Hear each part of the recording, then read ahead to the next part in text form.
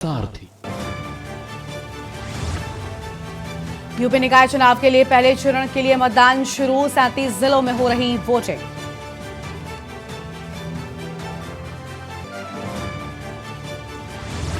CM योगी ने अपने booth पर सबसे पहले किया मतदान। बोले मौसम अच्छा, नगरीय सरकार अच्छी चुने।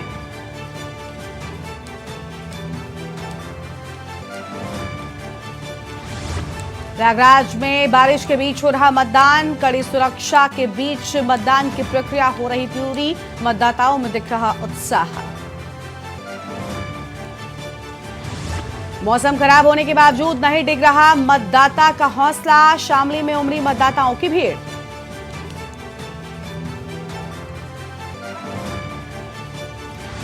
लखनऊ के भाग संख्या 1784 की ईवीएम मशीन खराब। वंदना मिश्रा ने कहा वोट डालने पर ईवीएम मशीन बता रही इनवैलिड। कोरोना वायरस के बीच निकाय चुनाव का मतदान जारी। कई पोलिंग बूथों पर नहीं हो रहा कोविड गाइडलाइंस का पालन।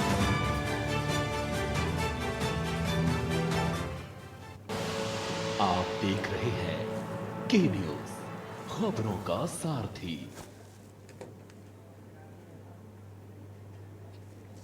नमस्कार, मैं हूं गरिमा वाजपेयी और आप देख रहे हैं के न्यूज इंडिया। पहला चरण और जारी है रण। तस्वीरें आपको अलग अलग जगह से लगातार हम दिखा रहे हैं। अहम खबर आपको हम बता दें, जहां पर आज पहले चरण के तहत मतदान हो रहा है, वहीं दूसरी ओर एक बड़ी खबर भी सामने आई है आज मैनपुरी से, जहां पर एसडीएम वीरेंद्र कुमार मित्तल की ड्यूटी के दौरान मौत हो गई और वीरेंद्र कुमार मित्तल की हार्ट अटैक से मौत की आशंका जताई गई है। नगर पंचायत ज्योति खड़िया के चुनाव अधिकारी थे एसडीएम। कलेक्ट्रेट पर अतिरिक्त डिप्टी कलेक्टर पद पर तैनात थे वीरेंद्र मित्तल। ये बड़ी खबर आपको हम बता दें, जहां पर मैनपुरी से खबर सामने आई है और यहां पर बताया जा रहा है एसडीएम की हार्ट अटैक के चलते मौत हो गई है। आशंका ऐसी जताई जा रही है एसडीएम वीरेंद्र कुमार मित्तल की ड्यूटी के दौरान ही मौत हुई। हार्ट अटैक से मौत होने की आशंका है मैनपुरी से। ये बड़ी खबर। हालांकि आनन फानन में अधिकारी पहुंचे और सभी चीज़ों को वहां पर देखा है। नगर पंचायत ज्योति खड़िया के अधिकारी थे और कलेक्ट्रेट पर अतिरिक्त डिप्टी कलेक्टर पद पर तैनात थे वीरेंद्र मित्तल। ये बड़ी खबर आपको हम बता रहे हैं। मैनपुरी से एसडीएम वीरेंद्र कुमार मित्तल की ड्यूटी के दौरान मौत हुई है। इस वक्त की बड़ी खबर आपको बता दें, वीरेंद्र कुमार मित्तल की हार्ट अटैक से मौत होने की आशंका जताई गई है।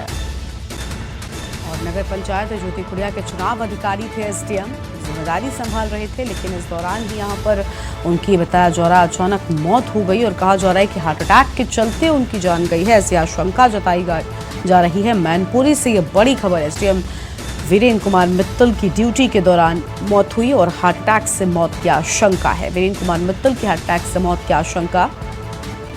नगर पंचायत ज्योति खड़िया के चुनाव अधिकारी थे एसडीएम। ये बड़ी जानकारी सामने आई है। कलेक्ट्रेट पर अतिरिक्त डिप्टी कलेक्टर पद पर तैनात थे, लेकिन अचानक ही उनकी मौत हो गई और कहा जा रहा है कि हार्ट अटैक से उनकी मौत हुई है। ऐसी आशंका जताई जा रही है। तो ये बड़ी खबर आपको बता दें, वीरेंद्र कुमार मित्तल की हार्ट अटैक से मौत की आशंका है।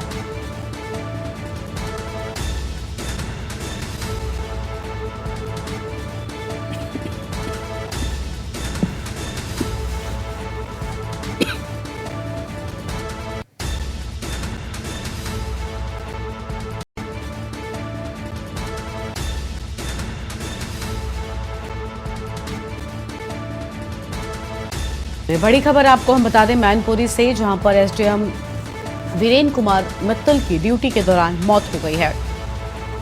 कलेक्ट्रेट पर अतिरिक्त डिप्टी कलेक्टर पद पर वीरेंद्र कुमार मित्तल की तैनाती थी और वो चुनाव अधिकारी भी थे। ड्यूटी के दौरान उनकी मौत हुई है। वीरेंद्र कुमार मित्तल की हार्ट अटैक से मौत की आशंका जताई गई है। नगर पंचायत ज्योति खड़िया के चुनाव अधिकारी थे एसडीएम। ये बड़ी जानकारी आपको हम बता रहे हैं। आम खबर आपको हम बता दें, मैनपुरी से एसडीएम वीरेंद्र कुमार मित्तल की ड्यूटी के दौरान मौत की खबर सामने आई है।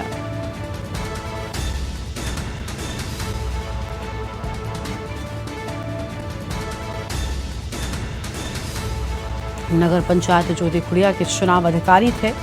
फिलहाल ये बड़ी जानकारी आपको हम बता रहे हैं।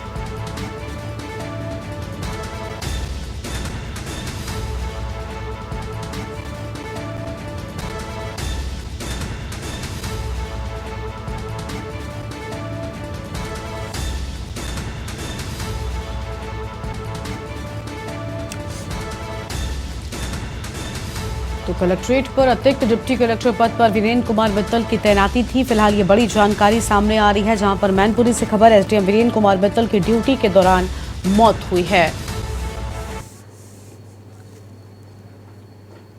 अगली खबर का रुख कर लेते हैं। खबर है दिल्ली से, जहां पहलवानों और दिल्ली पुलिस में झड़प हो गई है। जंतर मंतर पर आधी रात में हुई झड़प, काफी देर तक हाई वोल्टेज ड्रामा यहां पर चलता रहा है। खिलाड़ियों ने पुलिस पर आरोप भी लगाए हैं, पुलिस ने उनके साथ अभद्रता की है, ऐसा भी कहा गया है। और झड़प को लेकर जंतर मंतर पर तनाव की स्थितियां देखने को मिली हैं। बड़ी खबर आपको हम बता रहे हैं, तस्वीरें आप देख सकते हैं, जहां पर पहलवानों के बीच और पुलिस के बीच झड़प हुई है। ये बड़ी खबर आपको हम बता दें, दिल्ली से खबर है, तस्वीरें आपके टीवी स्क्रीन पर आपको हम दिखा रहे हैं।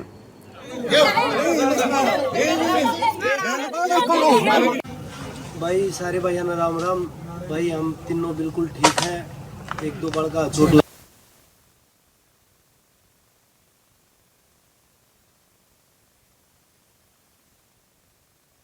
नजर आ रही है और ये तस्वीरें आप देख सकते हैं, तनाव साफ तौर पर दिखाई दे रहा है।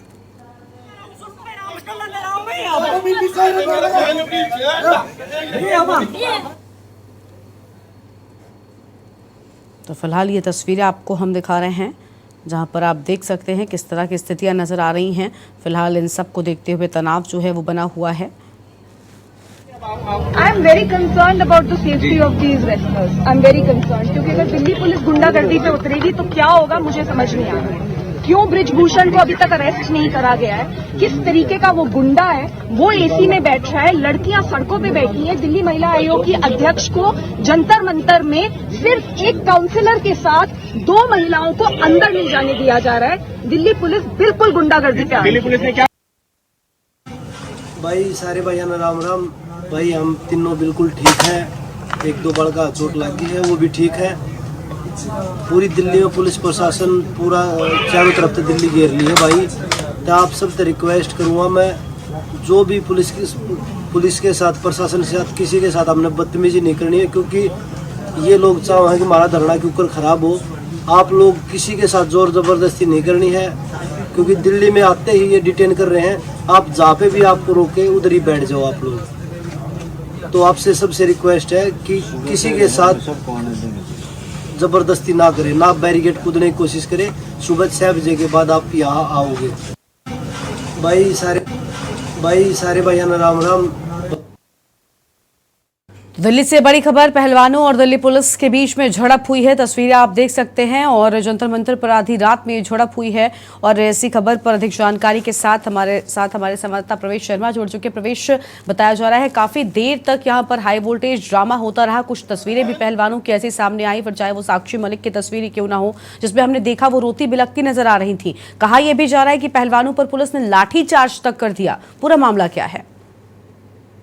जी बिल्कुल, मैं आपको बता दूं, देखिए मामला रात को लगभग 11 बजे के आसपास का है, जब आम आदमी पार्टी से सौरभ भारद्वाज और अन्य कई नेता पहुंचे और उनके साथ दिल्ली महिला आयोग की जो अध्यक्ष है स्वाति मालीवाल पहुंची, तो उनको दिल्ली पुलिस ने जाने से रोका, जिसके बाद थोड़ी सी नोकझोंक हुई और नोकझोंक के बाद स्वाति मालीवाल और जो उनके साथ अन्य नेता पहुंचे थे उनको पुलिस ने डिटेन किया और उसके बाद थोड़ी देर बाद उनको छोड़ दिया। लेकिन कुछ समय बाद सोमनाथ भारती वहां पर पहुंचे और अपने समर्थकों के साथ पहुंचे, जिसके बाद समर्थकों और पहलवानों के बीच थोड़ी सी नोकझोंक हुई और जिसको लेकर दिल्ली पुलिस ने कोशिश की बीच बचाव करने की, जिसमें हंगामा बढ़ता देख एक पहलवान को चोटें लगी हैं, उसको थोड़ा सा चोटिल हुए हैं। लेकिन बात करें तो दिल्ली पुलिस जो है अपने मामले को लेकर इसलिए गंभीर है क्योंकि अब जो है कल डीयू के छात्रों ने प्रदर्शन किया, उसके अलावा कई गाँव के किसान अब जो है जंतर मंतर पर पहुंचने लगे हैं और दिल्ली पुलिस किसी प्रकार की गैदरिंग ना हो इसको लेकर वहां पर सख्ती बरत रही है। ज्यादातर लोगों को जंतर मंतर के अंदर जाने नहीं दिया जा रहा है, उनको बाहर ही रोक दिया जा रहा है। दिल्ली में कल से बारिश हो रही थी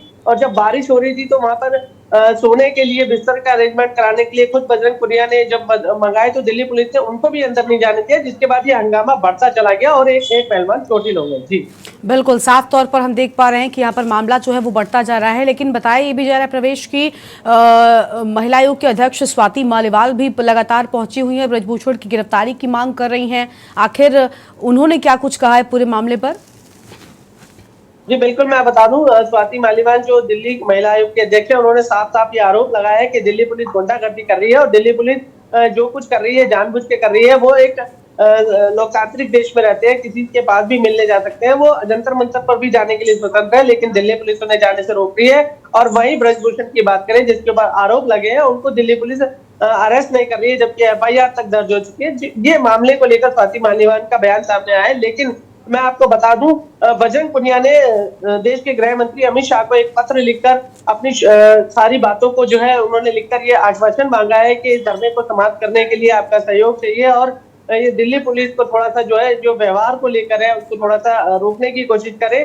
तो वहीं साक्षी मलिक और विनेश फोगाट की बात करें तो कल रात भी वो रोई थी और इससे पहले भी कई बार वो रो चुकी है, और उन्होंने दिल्ली पुलिस के कमिश्नर को पत्र लिखकर इस संदर्भ में संज्ञान लेने की मांग की है। जी बिल्कुल, साफ तौर पर हम देख पा रहे हैं लगातार ये पूरा मामला जो है वो बढ़ता जा रहा है। कई लोग पहलवानों के समर्थन में नजर आ रहे हैं, तो वहीं कई लोग ब्रजभूषण को लेकर भी तरह तरह की बातें कर रहे हैं। एक तरफ सोशल मीडिया पर भी पहलवानों को समर्थन मिल रहा है, लेकिन क्या लगता है गिरफ्तारी को लेकर जो है लगातार कोई भी तस्वीर साफ नजर नहीं आ रही, क्या कुछ हो सकता है? कल ये बात कही जा रही थी कि ऐसा हो सकता है कि ब्रजभूषण तक पहुंचा जा सके। तो वो सुप्रीम कोर्ट के आदेश के बाद दर्ज हो चुकी है, लेकिन दिल्ली पुलिस अभी उसमें जांच कर रही है, जांच का हवाला दे रही है, क्योंकि वो एक सांसद है और वो एक उसमें है, तो उनको गिरफ्तार करने का एक प्रोटोकॉल है। उस प्रोटोकॉल को दिल्ली पुलिस को फॉलो करना होगा, और इसी वजह से ये देरी हो रही है। और मैं आपको बता दूं, जैसी जांच कंप्लीट होगी तो दिल्ली पुलिस उनको अरेस्ट करने के लिए आगे बढ़ेगी। लेकिन वही बात करें तो खुद ब्रजभूषण का ये बयान सामने आया है, उन्होंने खुद मीडिया के सामने ये बात कबूली है कि अगर देश के प्रधानमंत्री हो, चाहे कोई बड़ा नेता, अगर उनको ये पद छोड़ने के लिए और गिरफ्तारी के लिए आदेश बोलेगा तो वो स्वयं जाकर अपनी गिरफ्तारी और इस आदेश का पालन कर देंगे। जी बिल्कुल, बहुत शुक्रिया आपका अधिक जानकारी हमारे दर्शकों के साथ साझा करने के लिए। तो खिलाड़ियों पर पुलिस ने कई आरोप भी लगाए, कहा यह जा रहा है कि खिलाड़ियों पर लाठीचार्ज भी पुलिस की ओर से किया गया। देर रात तक वहां पर झड़प होती रही पुलिस और पहलवानों के बीच, काफी देर तक ये पूरा हाई वोल्टेज ड्रामा चलता रहा है। खिलाड़ियों ने पुलिस पर गंभीर आरोप लगाए हैं और झड़प के दौरान की तस्वीरें भी आप देखिए किस तरह से यहाँ पर झड़प हुई है पहलवानों और दिल्ली पुलिस के बीच में। कई चीज़ों को लेकर एक तरफ खिलाड़ी पुलिस पर आरोप लगा रहे हैं, तो वहीं दूसरी ओर पुलिस खिलाड़ियों को लेकर बड़ी बातें कह रही है। जंतर मंतर पर आधी रात ये झड़प होती रही, काफ़ी देर तक हाई वोल्टेज ड्रामा चलता रहा। वहीं दिल्ली महिला आयोग के अध्यक्ष स्वाति मालीवाल भी यहाँ पर बड़ी बातें कहते हुए नजर आई। उन्होंने कहा कि ब्रजभूषण की गिरफ्तारी आखिर क्यों नहीं हो रही, क्यों वो एसी कमरों में अब तक बैठा हुआ है और पहलवान सड़क पर धरने पर बैठे हुए हैं। इस तरह की बातें स्वाति मालीवाल ने भी कही है। और जंतर मंतर पर आधी रात तक झड़प हुई है और कहा यह भी जा रहा है कि पुलिस ने पहलवानों पर लाठीचार्ज तक कर दिया था। हालांकि कई तस्वीरें भी सामने आई, स्वाति मालीवाल ने कई बड़ी बातें कही। वहीं साक्षी मलिक एक तस्वीर में रोती बिलखती नजर आ रही थी।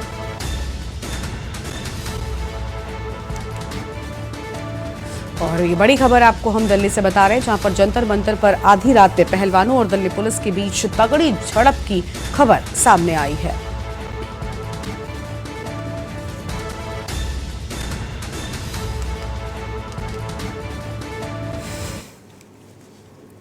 और आगे बढ़ते खबरों की ओर, गोंडा से खबर है। नगर निकाय चुनाव के लिए मतदान जारी है। 3 नगर पालिकाओं 7 नगर पंचायतों में मतदान, 2.62 लाख शहरी मतदाता मतदान कर रहे हैं। वहीं 10 निकायों के लिए 173 वार्डों के लिए मतदान, अध्यक्ष 103, सभासद के 165 प्रत्याशी मैदान में। और मतदान को लेकर पुलिस प्रशासनिक व्यवस्था बिल्कुल चाक चौबंद नजर आ रही है।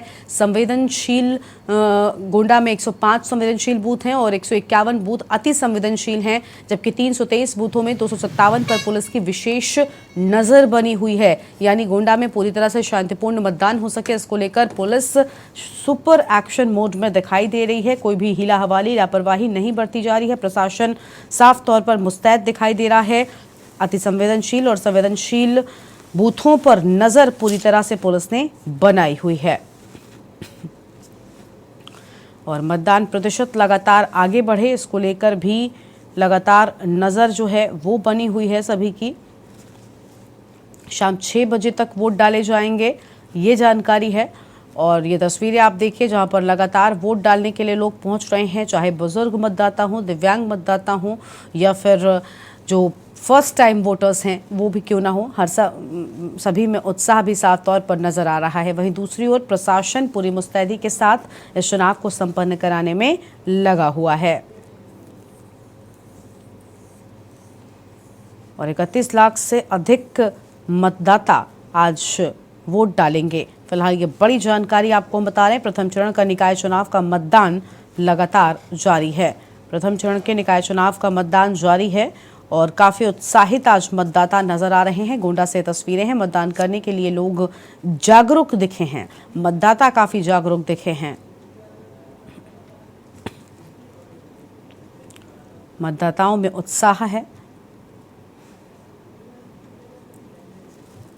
शाम 6 बजे तक वोटिंग होगी। नगर निकाय चुनाव को लेकर ये सभी तस्वीरें अलग अलग जगहों से आपको हम दिखा रहे हैं। प्रथम चरण के निकाय चुनाव को लेकर पूरी तरह से वोटिंग आज हो रही है और 11 बजने को है, 11 बज चुके हैं। 11 बजे के तक का जो लगातार तस्वीरें हैं, जो अपडेट है, वो भी आप तक हम पहुंचा रहे हैं। और हमने देखा कि किस तरह से लगातार मतदाता पहुंच रहे हैं। 31 लाख से अधिक मतदाता आज फैसला करेंगे। निकाय चुनाव से जुड़ी हर खबर, हर तस्वीर आप तक हम सबसे पहले पहुंचा रहे हैं। और अगली खबर है कुशीनगर से, जहां नगर निकाय चुनाव के प्रथम चरण का मतदान शाम 6 बजे तक मतदान जारी रहेगा। 3 नगर पालिका और 10 नगर पंचायतों में मतदान। अध्यक्ष की 13 और 235 सभासद सीटों पर मतदान। वहीं 5,49,607 मतदाता चुनेंगे शहर की सरकार। जिले में कुल 271 बनाए गए हैं मतदान केंद्र और 611 के करीब मतदान बूथ बनाए गए हैं। ये भी जानकारी है।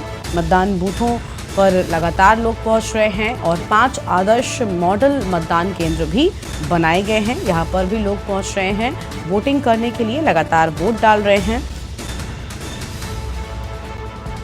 ये अहम खबर आपको हम बता रहे हैं, जहां पर 5 आदर्श मॉडल मतदान केंद्र भी बनाए गए हैं। और कुशीनगर से तस्वीरें हैं। नगर निकाय चुनाव के प्रथम चरण का मतदान जारी है। शाम 6 बजे तक मतदान जारी रहेगा। वोटर्स की संख्या भी बढ़ती जा रही है। 3 नगर पालिका और 10 नगर पंचायतों में मतदान हो रहा है। अध्यक्ष की 13 और 235 सभासद सीटों पर मतदान हो रहा है। अहम जानकारी आपको हम बता रहे हैं। वहीं 5,49,607 मतदाता अपने शहर की सरकार चुनेंगे और जिले में कुल 271 मतदान केंद्र बनाए गए हैं। 611 के करीब मतदान बूथ भी बनाए गए हैं। फिलहाल ये बड़ी जानकारी, 5 आदर्श मॉडल मतदान केंद्र बनाए गए हैं। अहम खबर आपको हम बता रहे हैं कुशीनगर से। नगर निकाय चुनाव के प्रथम चरण का मतदान हो रहा है। शाम 6 बजे तक मतदान जारी रहेगा।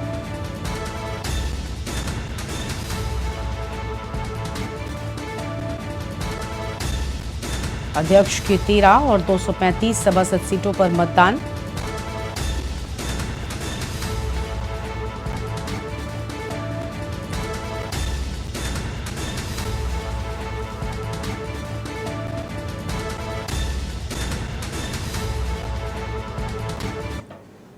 और अगली खबर है महाराजगंज से, जहां पर निकाय चुनाव का मतदान जारी है। 286 पोलिंग पार्टियों ने मोर्चा संभाला हुआ है। 2,47,801 मतदाता मतदान यहां पर कर रहे हैं और 8 नगर पंचायत हैं। 2 नगर पालिका के लिए मतदान हो रहा है। वहीं 1,28,726 पुरुष हैं, जबकि 1,19,205 महिला मतदाता वोट कर रहे हैं। 119 केंद्र के 286 बूथों पर मतदाता कर रहे मतदान। 20 संवेदनशील मतदान के केंद्र, 29 अति संवेदनशील, 5 अति संवेदनशील प्लस मतदान केंद्रों पर पैनी नजर बनी हुई है।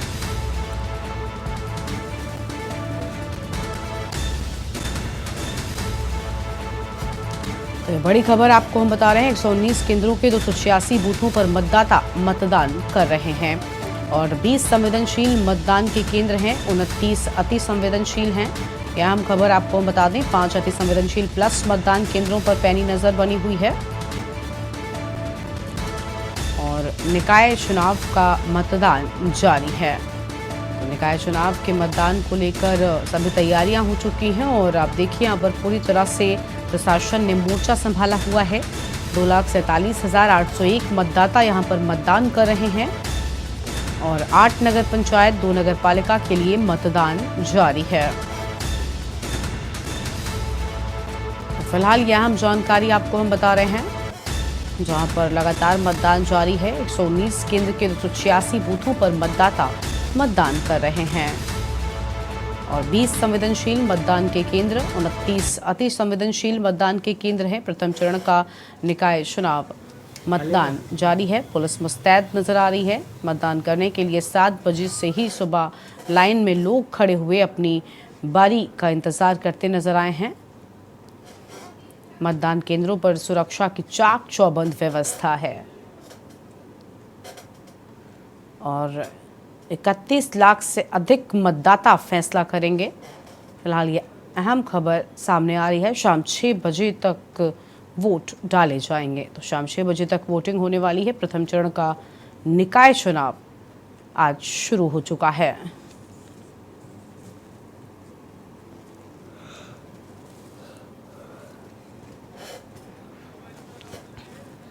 और मतदान केंद्रों पर सुरक्षा की चाक चौबंद व्यवस्था है। वोट डालने के लिए दिग्गज भी पहुंचे हैं।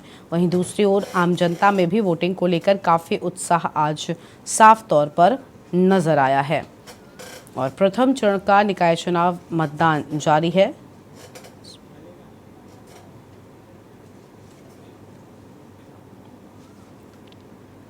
यह अहम खबर आपको हम बता दें, मतदान करने के लिए बेहद जागरूक दिखे हैं लोग।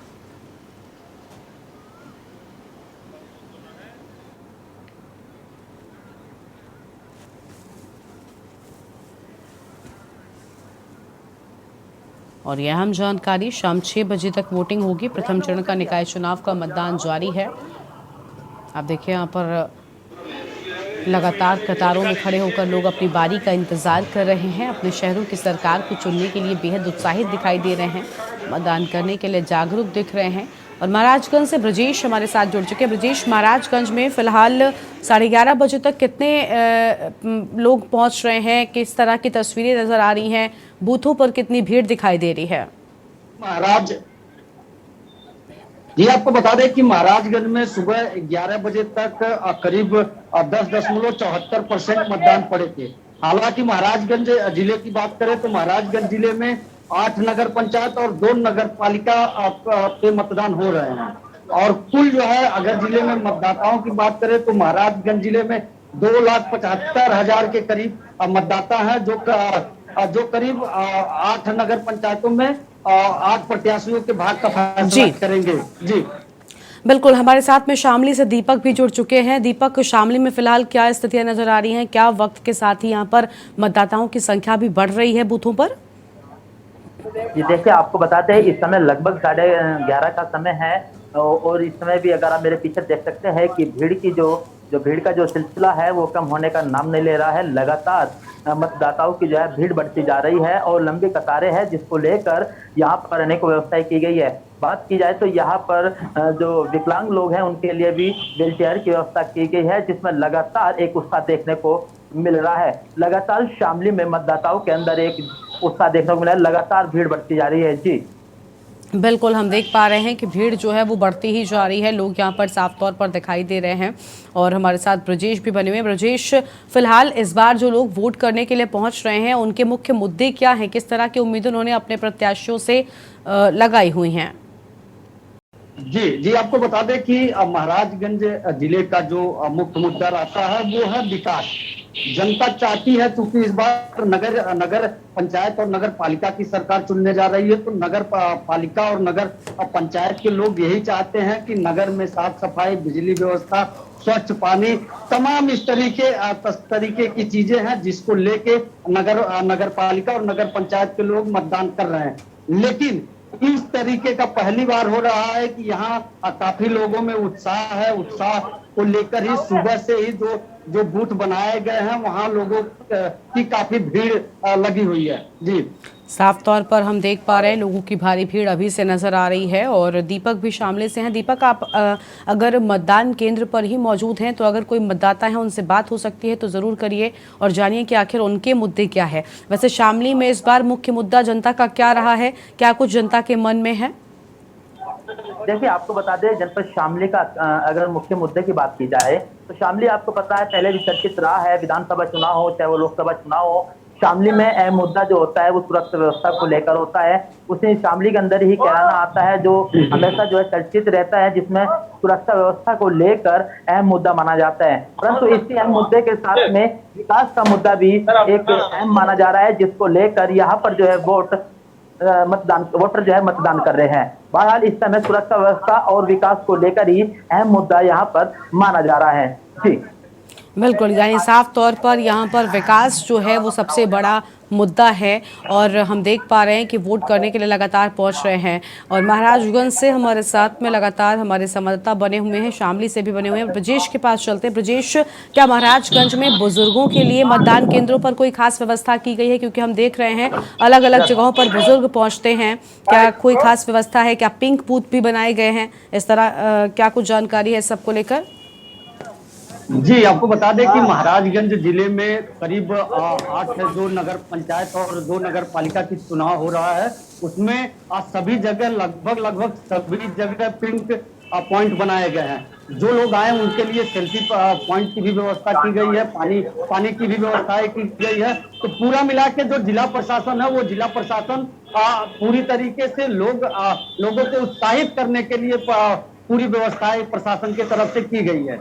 बिल्कुल, सच्चिदानंद जी हमारे साथ में हैं, संवाददाता हैं हमारे कुशीनगर से। सच्चिदानंद, किस तरह की तस्वीरें कुशीनगर में फिलहाल 12 बजने को हैं और अब तक कितने लोग उत्साहित हैं मतदान को लेकर? क्या दिन बढ़ने के साथ साथ संख्या बढ़ रही है लोगों की?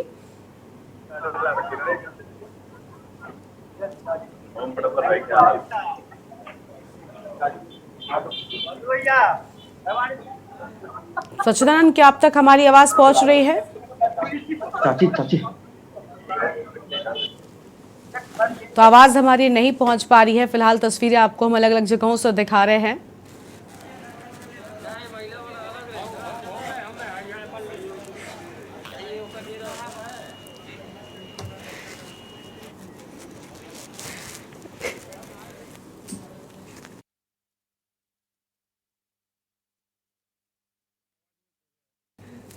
तो प्रथम चरण का निकाय चुनाव मतदान लगातार।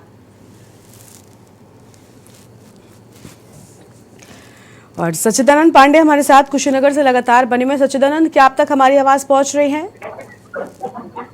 जी बिल्कुल, किस तरह की तस्वीरें दिखाई दे रही हैं? 12 बजने को है, 12 बजने के साथ साथ क्या संख्या लोगों की बढ़ रही है? भीड़ कितनी नजर आ रही है बूथों पर? जी, आपको बता दें कि यहाँ बूथ पर संख्याएं काफी ज्यादा इस समय बढ़ रही है जी। यहाँ पुरुष के साथ साथ महिलाओं में भी काफी उत्साह देखने को मिल रहा है। आपको बता दें कि यहाँ पर 12 बजने को है और लगभग 24% के आसपास मतदान हो चुके हैं। बिल्कुल, यानी वक्त के साथ साथ लोगों की संख्या भी बढ़ती जा रही है। पुलिस भी पूरी तरह से सुरक्षा को लेकर मुस्तैद है। अलग अलग जगहों की पूरी तस्वीरें अपने दर्शकों तक हम पहुंचा रहे हैं और हम देख पा रहे हैं कि लोगों की भीड़ भी बढ़ रही है। सच्चिदानंद, अगर बात करें तो आपने कहा कि देखिए पुरुष भी लगातार पहुंच रहे हैं, महिलाएं भी पहुंच रही हैं। हमने देखा कई जगह से तस्वीरें सामने आई है जहां पर बुजुर्ग भी इस लोकतंत्र के महापर्व में बढ़ चढ़ कर हिस्सा ले रहे हैं। क्या ऐसी ही कुछ तस्वीरें कुशीनगर में भी देखने को मिली है आपको?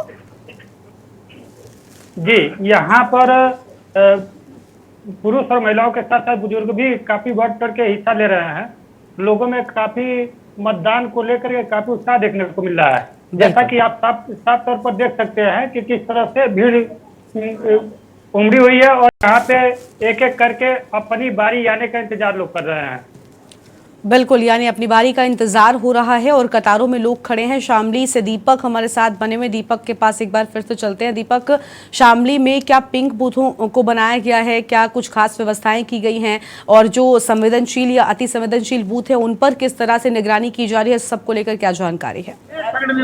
जी, आपको बता दें, देखिए शामली में भी पिंक बूथ बनाए गए हैं। यहाँ पर जहाँ पर महिलाओं के लिए व्यवस्था की गई है और बात आती है संवेदनशील जो बूथ बनाए गए हैं वहां पर बीएसएफ जो है तैनात कर दिया गया है। पुलिस प्रशासन सुरक्षा की व्यवस्था को लेकर चप्पे चप्पे पर जो है तैनात है और मुस्तैद है। जहां पर हर एक गतिविधियों का जायजा पुलिस प्रशासन जो है निरीक्षण के दौरान ले रहा है। इसी को लेकर यहाँ पर जो है अनेकों व्यवस्थाएं शासन प्रशासन द्वारा भी की गई है। अभी कई बूथों पर जो है एडिशनल एसपी ऑफिसिंग यहाँ पर जो है निरीक्षण किया, जहाँ पर उन्होंने कई जो लोग खड़े थे उनको भी जो है डांट फटकार लगाई और बिना वजह किसी को बूथों पर खड़े होने की किसी भी तरह की इजाजत नहीं दी गई है। बहरहाल प्रशासन यहाँ पर अलर्ट दिखाई दे रहा है। जी बिल्कुल, यानी साफ तौर पर प्रशासन पूरी तरह से अलर्ट हो गया है। और एक बार फिर से महाराजगंज से हमारे साथ में जुड़े हुए हमारे संवाददाता हैं, उनका रुख कर लेते हैं। ब्रजेश, फिलहाल हम देख पा रहे हैं कि आप भी देख रहे हैं, लगातार अपडेट हमारे दर्शकों तक पहुंचा रहे हैं। और देखिए, आपने कहा कि विकास जो है वो सबसे बड़ा मुद्दा है, लेकिन जो नए वोटर्स हैं, जो पहली बार वोट कर रहे हैं, वो क्या चाहते हैं? क्या उनका भी सबसे बड़ा मुद्दा विकास ही है और इस बार वो अपने जो पहले से यहाँ पर जनप्रतिनिधि थे उनको मौका दे सकते हैं, या नए प्रत्याशियों को भी मौका दिए जाने की बात इस बार सामने आ रही है? किस तरह का जनता का मूड रहा है?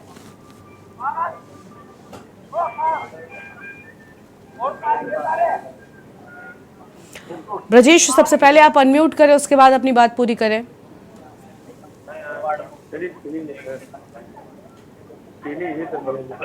जी जी बोलिए। आपको बता दें कि महाराजगंज जिले का जो मुख्य मुद्दा रहा, चाहे वो पुरुष हो महिलाएं हो, उनका मुख्य मुद्दा ये रहा कि जो भी विकास करेगा विकास के नाम पे ही वोट दिया जाएगा। हालांकि इस बार भी जो लोग विकास के वादे करके आए हैं, जनता उन्हीं को भी सुनना चाहती है। तो कुल मिला के देखा जाए कि इस बार की जनता जो है विकास के मुद्दे पर वोट करेगी। और महाराजगंज की बात करें तो महाराजगंज चूंकि एक विधानसभा पड़ता है सिसवा नगर पालिका का ऑलरेडी चुनाव हो चुका था, मामला सुप्रीम कोर्ट तक गया था। सुप्रीम कोर्ट ने भी उसको जो है सुरक्षित रख दिया था। उसके बाद जो है महाराजगंज जो 8 नगर पंचायत और 2 नगर पालिका का चुनाव हो रहा, तो उस पे सभी जो युवा हो, चाहे वो महिलाएं हो चाहे पुरुष हो, विकास के मुद्दे पर ही वोट करना चाहते हैं। बिल्कुल बिल्कुल, आप सबका बहुत बहुत शुक्रिया हमारे साथ जुड़कर अधिक जानकारी हमारे दर्शकों के साथ साझा करने के लिए। तो फिलहाल यह अहम जानकारी आपको बता दें, जहां पर मतदान करने के लिए सुबह 7 बजे से ही लोग कतारों में खड़े हुए हैं और अपनी बारी का इंतजार कर रहे हैं, और मतदाता मतदान को लेकर काफी जागरूक दिखाई दे रहे हैं।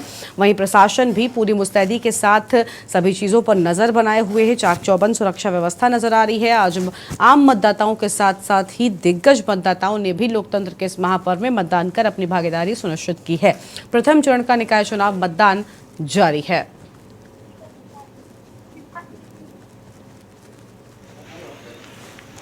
मतदान करने के लिए लगातार लोग पहुंच रहे हैं। ये तस्वीरें आप देखिए, जो प्रशासन है वो भी पूरी तरह से एक्टिव है। सभी चीज़ों पर प्रशासन की नज़र लगातार बनी हुई है। तो पहला चरण और जारी है रण। इस सब को लेकर महाकवरेज के न्यूज़ पर लगातार जारी रहेगी। छोटे से ब्रेक के लिए रुक रहे हैं। आप देख रहे हैं के न्यूज़, खबरों का सारथी। ब्रेक के बाद आप सभी का स्वागत है और इस बीच एक अहम जानकारी सामने आ रही है। इस वक्त की बड़ी खबर आपको हम बताते हैं, जहां पर बरेली से खबर है। ट्रक की चपेट में आने से युवक की दर्दनाक मौत हुई है। बरेली से ये खबर आपको हम बता दें, एक युवक की दर्दनाक मौत। बदायूं रोड 84 घंटा मंदिर पर हुआ है हादसा।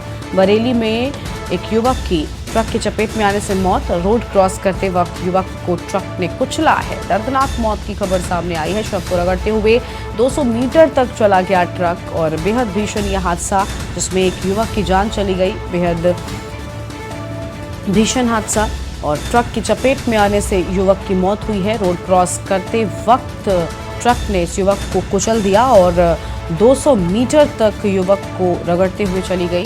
युवक आंवला का रहने वाला बताया जा रहा है। थाना सुभाष नगर क्षेत्र के बदायूं रोड की यह पूरी घटना बताई गई है। फिलहाल ये बड़ी खबर आपको बता दें, बरेली में ट्रक की चपेट में आने से एक युवक की दर्दनाक मौत हो गई है। बदायूं रोड 84 घंटा मंदिर पर हादसा हुआ है। रोड क्रॉस कर रहे युवक को ट्रक ने कुचला है। रोड क्रॉस कर रहे युवक को ट्रक ने कुचला। शव को रगड़ते हुए 200 मीटर तक चला गया है ट्रक।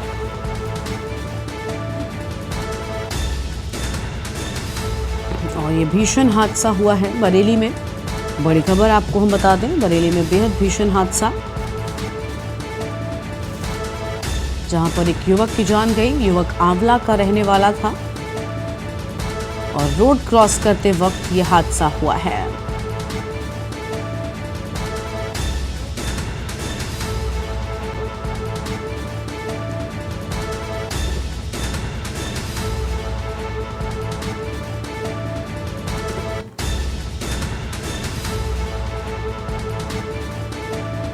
तो यहाँ हम खबर आपको हम बता रहे हैं जहां पर रोड क्रॉस करने के दौरान युवक की जान गई है। शव को रगड़ते हुए 200 मीटर तक चला गया ट्रक, जिससे बेहद भीषण स्थिति में आपको बता दें तस्वीरें सामने आई और पुलिस ने क्लीनर और गाड़ी को जब्त कर लिया है। ट्रक की चपेट में आने से एक युवक की दर्दनाक मौत हुई है।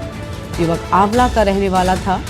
आम खबर आपको हम बता दें, आंवला का रहने वाला था युवक। ये बड़ी खबर थाना सुभाष नगर क्षेत्र के बदायूं रोड की ये पूरी घटना बताई जाती है। सुभाष नगर क्षेत्र के बदायूं रोड की ये घटना है। ट्रक की चपेट में आने से युवक की दर्दनाक मौत हो गई। तो ट्रक की चपेट में आने से युवक की दर्दनाक मौत। बदायूं रोड 84 घंटा मंदिर पर हादसा हुआ है। ये बड़ी जानकारी आपको हम बता रहे हैं। और रोड क्रॉस कर रहे युवक को ट्रक ने कुचल दिया। शव को रगड़ते हुए 200 मीटर तक ट्रक चला गया है, जिससे दर्दनाक मौत हुई है। ट्रक चालक फरार हो गया है। हालांकि क्लीनर को राहगीरों ने पकड़ा है। तो ट्रक चालक मौके से फरार हुआ, क्लीनर को पकड़ा है। और युवक आंवला का रहने वाला था मृतक। युवक आंवला का रहने वाला था मृतक। फिलहाल ये बड़ी जानकारी थाना सुभाष नगर क्षेत्र के बदायूं रोड की ये पूरी घटना बताई गई है। और बरेली से खबर, ट्रक की चपेट में आने से युवक की दर्दनाक मौत हुई है। बदायूं रोड 84 घंटा मंदिर पर हादसा हुआ और रोड क्रॉस करते समय ट्रक की चपेट में आने से एक युवक की दर्दनाक मौत हो गई है।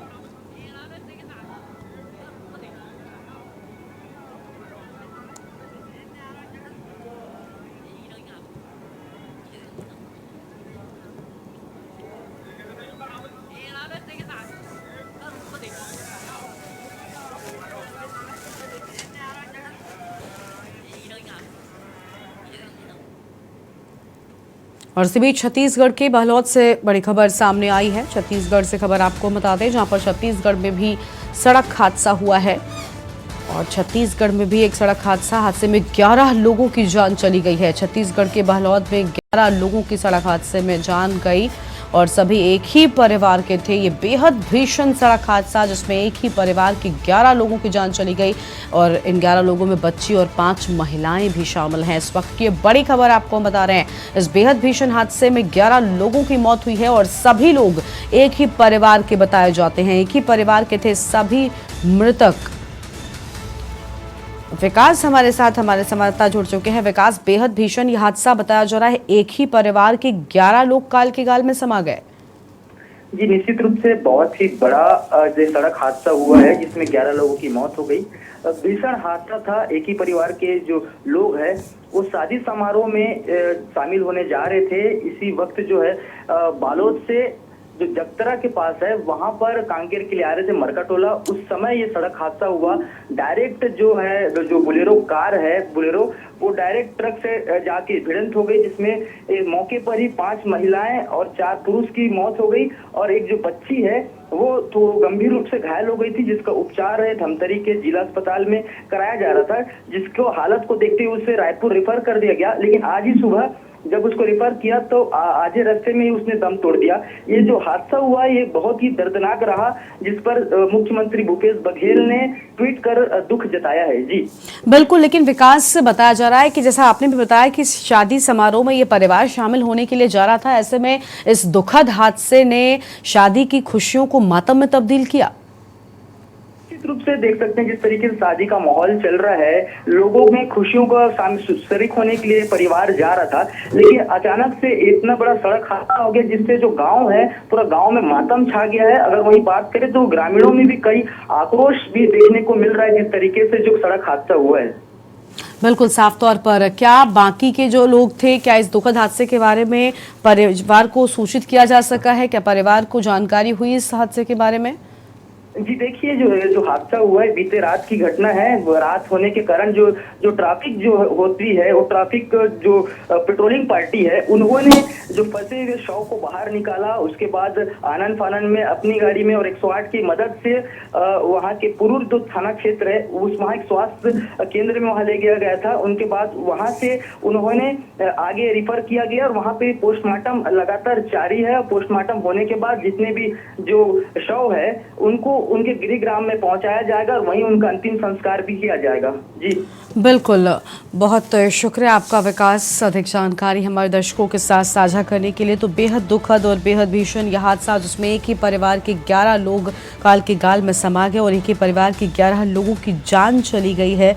ये बड़ी खबर आपको हम बता रहे हैं जहां पर यह हादसा हुआ और छत्तीसगढ़ में सड़क हादसे में एक ही परिवार के 11 लोगों की जान गई है। इस वक्त की बड़ी खबर आपको हम बता रहे हैं और छत्तीसगढ़ में ये दुखद हादसा हुआ। बताया जा रहा है कि ये सभी लोग जा रहे थे शादी समारोह में शामिल होने के लिए, उस दौरान ही ये बेहद भीषण हादसा हुआ है।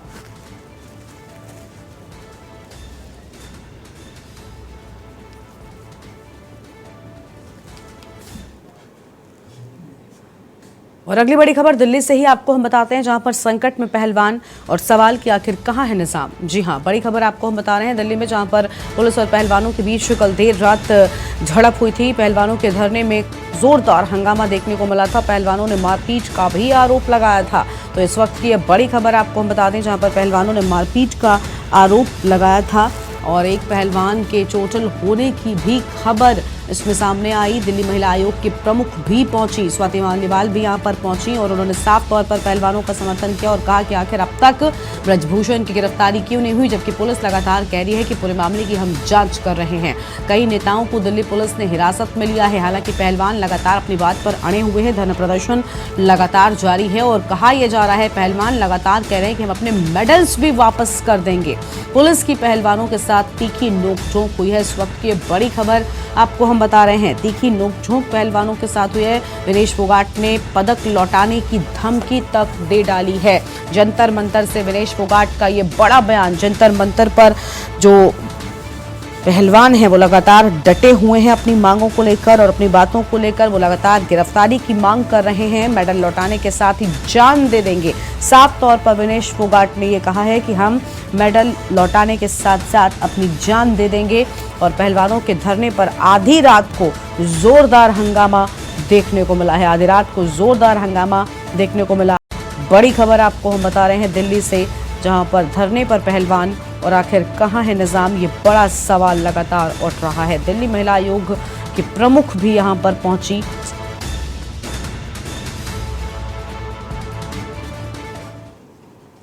भाई सारे भाइयों ने राम राम। भाई हम तीनों बिल्कुल ठीक हैं। एक दो बड़का चोट लगी है, वो भी ठीक है। पूरी दिल्ली में पुलिस प्रशासन पूरा चारों तरफ से दिल्ली घेर ली है। भाई तो आप सब से रिक्वेस्ट करूँगा मैं, जो भी पुलिस के साथ प्रशासन के साथ किसी के साथ हमने बदतमीजी नहीं करनी है, क्योंकि ये लोग चाहो हैं कि हमारा धरना के ऊपर खराब हो। आप लोग किसी के साथ जोर जबरदस्ती नहीं करनी है, क्योंकि दिल्ली में आते ही ये डिटेन कर रहे हैं। आप जहाँ पे भी आपको रोके उधर ही बैठ जाओ आप लोग। तो आपसे सबसे रिक्वेस्ट है कि किसी के साथ जबरदस्ती ना करें, ना बैरिकेड कूदने की कोशिश करें। सुबह 6 बजे के बाद आप यहाँ आओगे। क्या करोगे अब आप? I am very concern about the safety of these wrestlers. I am very concern, क्योंकि अगर दिल्ली पुलिस गुंडागर्दी पे उतरेगी तो क्या होगा मुझे समझ नहीं आ रहा है। क्यों ब्रिजभूषण को अभी तक अरेस्ट नहीं करा गया है? किस तरीके का वो गुंडा है? वो एसी में बैठा है, लड़कियां सड़कों पे बैठी हैं। दिल्ली महिला आयोग की अध्यक्ष को जंतर मंतर में सिर्फ एक काउंसलर के साथ 2 महिलाओं को अंदर नहीं जाने दिया जा रहा है। दिल्ली पुलिस बिल्कुल गुंडागर्दी पे आ रही है। दिल्ली पुलिस ने क्या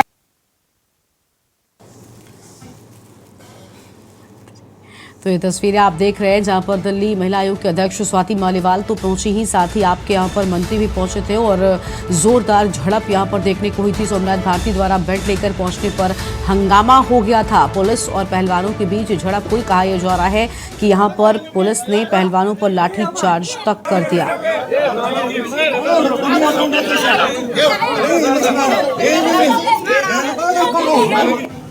भाई सारे भाइयों ने राम राम। भाई हम तीनों बिल्कुल ठीक हैं। एक दो बड़का तो यहाँ पर जो पहलवान है वो अपनी बातों पर अड़े हुए हैं और उन्होंने मेडल लौटाने के साथ ही जान भी दे देने की धमकी दे डाली है। विनेश फोगाट ने यहाँ पर ये बड़ी बातें कही हैं और हालांकि पहलवानों के समर्थन में यहाँ पर दिल्ली महिला आयोग के अध्यक्ष स्वाति मालीवाल भी पहुंची थी। पहलवानों और दिल्ली पुलिस के बीच झड़प देखने को मिली है। ये बड़ी खबर आपको हम बता रहे हैं जहाँ पर दिल्ली से ये खबर है। जंतर मंतर पर देर रात झड़प हुई। दिल्ली पुलिस और पहलवानों के बीच देर रात तक यहाँ पर हंगामा होता रहा है। प्रवेश शर्मा हमारे साथ हमारे संवाददाता जुड़ चुके हैं। प्रवेश, हम देख पा रहे हैं तस्वीरों में साफ तौर पर जोरदार हंगामे की बात सामने आई है, लेकिन सबसे बड़ी बात कि अब तो पहलवानों ने अपने मेडल वापस करने और अगर गिरफ्तारी न हुई तो अपनी जान तक दे देने की बात कह दी है।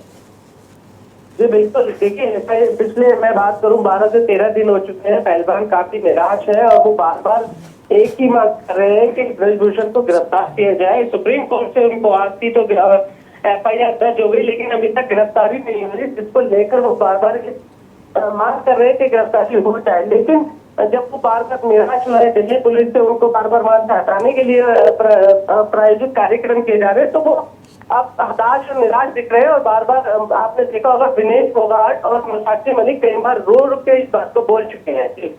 बिल्कुल साफ तौर पर हम देख पा रहे हैं पहलवानों में जो गुस्सा है वो बना हुआ है और काफी देर तक ये हाई वोल्टेज ड्रामा चलता रहा। फिलहाल स्थितियां किस तरह की हैं प्रवेश, क्या स्थितियां सामान्य हैं? क्योंकि कल देर रात झड़प हुई, कहा तो ये भी जा रहा था कि लाठीचार्ज तक कर दिया था पुलिस ने। अभी की स्थितियां कैसी हैं? जी देखिए, बिल्कुल कल स्वाति धालीवाल को दिल्ली पुलिस ने डिटेन किया था, लेकिन उसके बाद उनको छोड़ दिया था। आज वो सुबह लगभग 10:30 के आसपास पहुंची थी और उन्होंने फिर से जाके जब वहाँ पे एंट्री की तो दिल्ली पुलिस में फिर से हलचल हो गई। उनको जाने से रोकने की कोशिश की गई, लेकिन गनीमत ये रही कि कल तो वो कई नेताओं के साथ थी और आज सुबह जब वो पहुंची थी तो बिल्कुल अकेली थी। तो दिल्ली पुलिस ने उनको फिर भी अनुमति दे दी। लेकिन हैरान करने वाली बात यह है कि दिल्ली पुलिस जंतर मंतर पर ज्यादा भीड़ एकत्रित न हो, इसको लेकर पूरा एक रूपरेखा तैयार कर चुके हैं और इसीलिए सबको आने जाने से रोक रही है। बिल्कुल साफ तौर पर भीड़ इकट्ठा नहीं होने देना चाहती है दिल्ली पुलिस, लेकिन लगातार हम देख रहे हैं कि जो पहलवान हैं वो अपनी मांगों पर डटे हुए हैं। इनकी संख्या भी बढ़ती जा रही है फिलहाल और सभी अपने मेडल वापस कर देंगे, ऐसा भी कहा जा रहा है। प्रवेश, कहा यह भी जा रहा है कि कल आम आदमी पार्टी के नेता भी पहुंचे थे, कुछ लोग बेड लेकर पहुंच गए, सबको लेकर विवाद हुआ था। फिलहाल उनकी ओर से क्या कुछ कहा गया अब तक?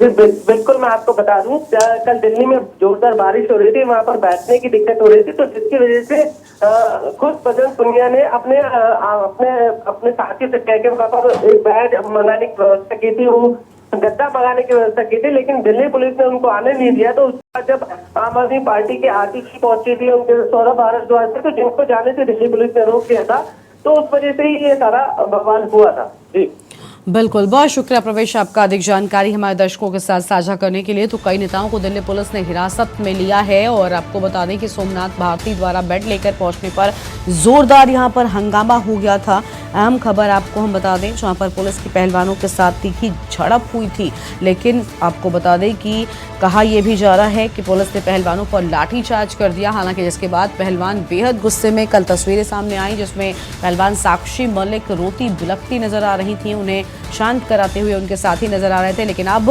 विनेश फोगाट, पहलवान विनेश फोगाट ने कह दिया है कि हम सभी अपने मेडल वापस लौटा देंगे और जान भी दे देंगे। ये बड़ी बातें पहलवानों की ओर से लगातार कही जा रही हैं। तो ये बड़ी खबर आपको बता रहे हैं, पहलवानों के धरने में आधी रात यहां पर जोरदार हंगामा होने की बात सामने आई है।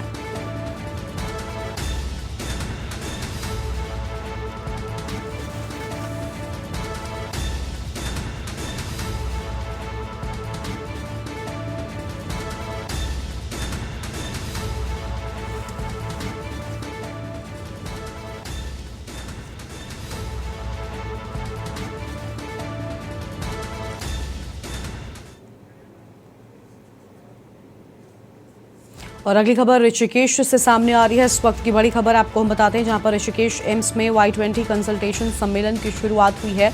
आम जानकारी आपको हम बता दें, परमार्थ के परमाध्यक्ष चिंतानंद मौजूद रहे हैं। परमार्थ के परमाध्यक्ष इस दौरान मौजूद रहे हैं और एम्स की डायरेक्टर प्रोफेसर मीनू सिंह भी मौजूद रही हैं। एम्स के डायरेक्टर की भी मौजूदगी यहाँ पर रही है। मंत्री रेखा आर्य सहित विदेशी प्रतिभागी भी इस दौरान मौजूद रहे हैं। ये बड़ी जानकारी आपको हम बता रहे हैं। G20 सम्मेलन के तहत समिट आयोजित हो रहा है और 2 दिनों के लिए यूथ 20 समिट चलने वाला है और 20 देशों के युवाओं को इसमें मौका मिलेगा। इंटरनेशनल लेवल पर युवाओं को मिलेगा मौका। इस वक्त की बड़ी जानकारी आपको हम ऋषिकेश से बता रहे हैं, जहां पर ऋषिकेश एम्स में Y20 कंसल्टेशन सम्मेलन की शुरुआत हो चुकी है, जिसको लेकर काफ़ी तैयारियां भी पूरी हो चुकी हैं और परमार्थ के परमाध्यक्ष चिदानंद भी इस दौरान मौजूद रहे हैं। तस्वीरें आपको हम दिखा रहे हैं। इस दौरान एम्स की डायरेक्टर प्रोफेसर मीनू सिंह भी मौजूद रही हैं। तैयारियां पूरी हो चुकी हैं। मंत्री रेखा आर्य सहित विदेशी प्रतिभागी भी इस कार्यक्रम में मौजूद रहे हैं। ये बड़ी जानकारी U20 कंसल्टेशन की शुरुआत G20 सम्मेलन के तहत ये समिट आयोजित हो रहा है और इस समिट को लेकर काफी उत्साहित नजर आ रहे हैं लोग। 2 दिन के लिए ये U20 समिट चलने वाला है, जिसकी तैयारियां पूरी हो चुकी हैं। इस समिट में 20 देशों के युवाओं को बड़ा मौका मिलने वाला है। आप समझ सकते हैं इस इवेंट को कि 20 देशों के युवाओं को बड़ा मौका मिलेगा। इंटरनेशनल लेवल पर युवाओं को मौका मिलेगा और ऋषिकेश एम्स में Y20 कंसल्टेशन सम्मेलन की शुरुआत हो चुकी है, यानी U20 कंसल्टेशन सम्मेलन की शुरुआत। परमार्थ के परमाध्यक्ष चिदानंद भी इस कार्यक्रम में मौजूद रहे, इस दौरान मौजूद रहे हैं। एम्स की डायरेक्टर खुद यहां पर मौजूद थी, प्रोफेसर मीनू सिंह की मौजूदगी थी और मंत्री रेखा आर्य सहित विदेशी प्रतिभागी भी यहां पर मौजूद थे। और आपको बता दें कि इस कार्यक्रम से 20 देशों के युवाओं को बड़े मौके मिलेंगे। G20 सम्मेलन के तहत पर यहाँ पर Y20 समिट भी हो रहा है और 2 दिनों के लिए ये U20 कंसल्टेशन समिट जो है वो चलने वाला है। 20 देशों के युवाओं को इसमें मौका मिलेगा। इंटरनेशनल लेवल पर युवाओं को बड़े मौके मिलेंगे। ये बड़ी जानकारी आपको हम बता रहे हैं ऋषिकेश से Y20 समिट को लेकर। U20 कंसल्टेशन समिट बड़े स्तर पर हो रहा है। इसका अंदाजा इस बात से लगाया जा सकता है कि 20 देशों के युवाओं को इसमें मौका मिलेगा और साथ ही इंटरनेशनल लेवल पर मौका मिलेगा। हालांकि इस खास कार्यक्रम के दौरान एम्स की डायरेक्टर प्रोफेसर मीनू सिंह मौजूद रहीं। मंत्री रेखा आर्य के साथ ही विदेशी जो प्रतिभागी हैं उनकी भी मौजूदगी इस कार्यक्रम में साफ तौर पर देखने को मिली है। बड़ी खबर आपको हम बता रहे हैं और तस्वीरें भी आपको हम इस विशेष कार्यक्रम की दिखा रहे हैं।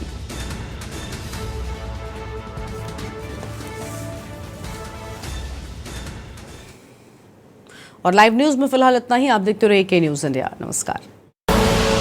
आप देख रहे हैं के न्यूज, खबरों का सारथी।